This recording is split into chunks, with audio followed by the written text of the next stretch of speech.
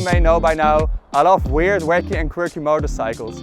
And I feel like it doesn't get much quirkier than this Dorsoduro 1200. A factory produced 130 horsepower factory supermoto. Now, living in the Netherlands, which is basically one big city, I've always liked supermotos because I feel like they work really well in the city, which is why I'm so keen to ride this monster 1200cc version today. So, let me show you around, go for a ride, and I'll tell you what it's like. Alright, so the Dorsoduro 1200. A couple of things that immediately stand out and make this bike iconic. Firstly is this really weird alien-like headlight design, and I think it's one of the reasons this bike comes across as kind of quirky to me, is because it's got this like stripe at the top, which makes it really distinguishable, but it also just looks kind of weird. Second thing is really iconic about the Dorsoduro is these twin rear exit exhausts, which produce an amazing sound because of course it's a 1200cc V-twin, but they also just look amazing sitting under the tail right there. Really iconic piece of design. Now another thing to know about the Dorsoduro 1200 is it was like a really big flagship model to Aprilia. So it has fully adjustable suspension, it has big beefy Brembo brakes, and they pretty much just threw the kitchen sink at this thing. So on the dashboard over here it's also got rider modes. So if I switch it on, the first part I rode here was in sport mode, but I've put it in touring now because sport was quite aggressive. And although it isn't too fancy, you do have some options in the menu and stuff. So yeah, this bike I think is from 2012, but because the Dorsoduro hasn't changed as much in pretty much all of its iterations, it still looks decently modern now. Like I said, disregarding the weird headlight design and like the non-LED turn signals, it's pretty nice. So let's hop on and I'll show you what it's like to ride.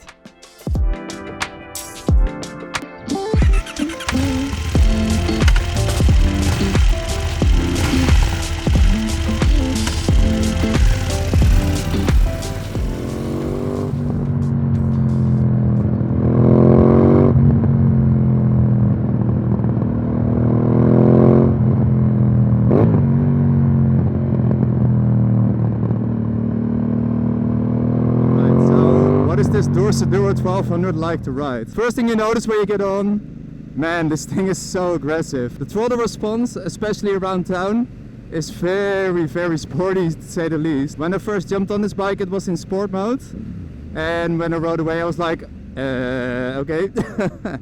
So the first thing I did is I looked up how to change the modes, which you can do on the fly by pressing the starter button while you're riding. And I have the touring mode now. And although it is a little bit better, it's still, I guess, what you could expect from a 1200cc supermoto.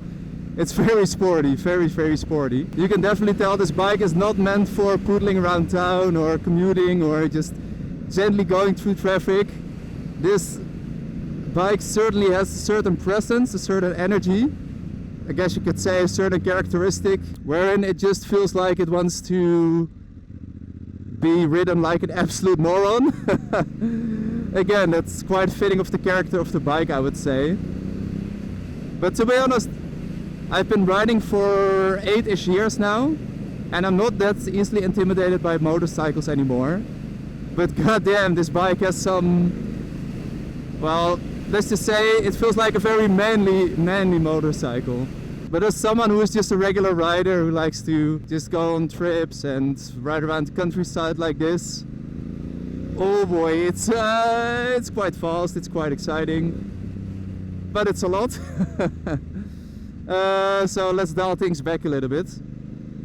Exhaust sound, as you already heard, is really nice. These are the stock cans, which are quite muffled because they're absolutely ginormous. But it still sounds nice. You can still enjoy the big 1200cc V-twin engine note. But if you get one of these bikes, you have to put on an aftermarket exhaust because that was just open up so much more character. And oh baby, this is just touring remote, as I mentioned before. Touring mode, as I mentioned before, and it's still absolutely flying. I really like the riding position. Oh baby. I am a bit of a tall guy. I'm 6'1" or about 185 centimeters. So most bikes are pretty short and pretty cramped for me.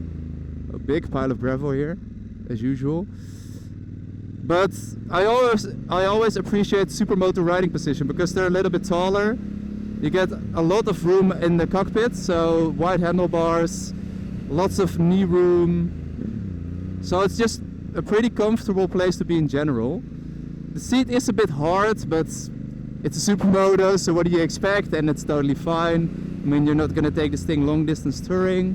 When riding this thing around town, it wasn't the most pleasurable experience, but getting it out on a flowy road like this, you feel like this is what the bike is made for. Just flicking side to side really quick, using the torque, enjoying the sound. Suspension is really nice. It's quite firm. Again, it's quite sporty, but it's really sportive. Looks like we got a train here and a horsey. Ooh. Conditions haven't been perfect today, as you can see over there, the rain clouds.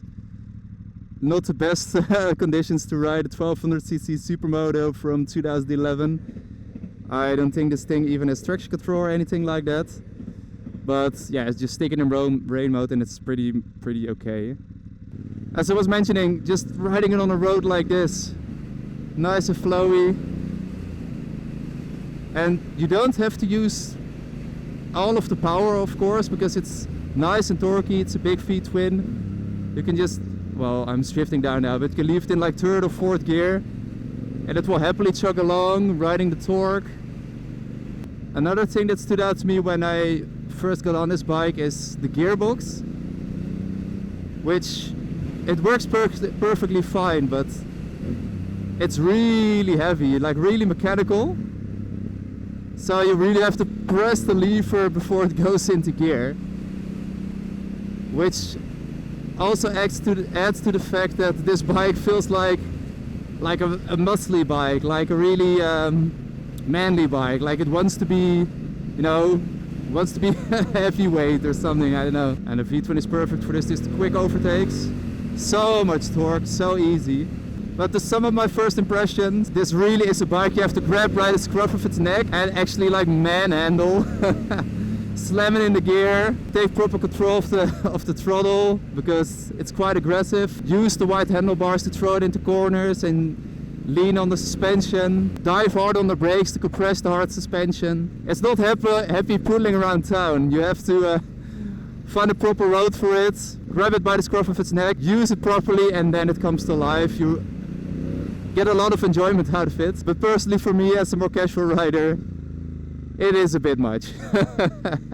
But again, that's pretty much what you expect and I guess want from a 1200cc V-twin supermoto with 130 horsepower.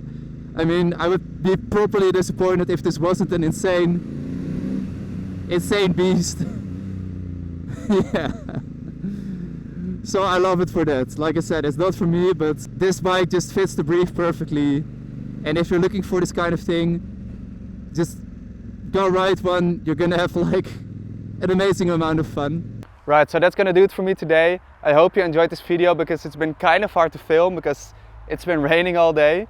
If you are interested in the Dorsoduro 1200, this very example is actually for sale with my friends at Harder Motoren. I will leave a link in the description down below to the listing and stuff. Really appreciate them for letting me take this bike out for a spin today. Main conclusions, I actually am really excited to try the 900 version of this because I'm more of a casual, calm rider. I really enjoy the craziness which this 1200 offers and I'm really glad it exists. But yeah, I think the 900 would probably be better suited for me. So on that conclusion, I'll leave you here. If you enjoyed this video, please leave a like down below and subscribe. It really helps me out. And I'll see you in the next one. Ciao, ciao.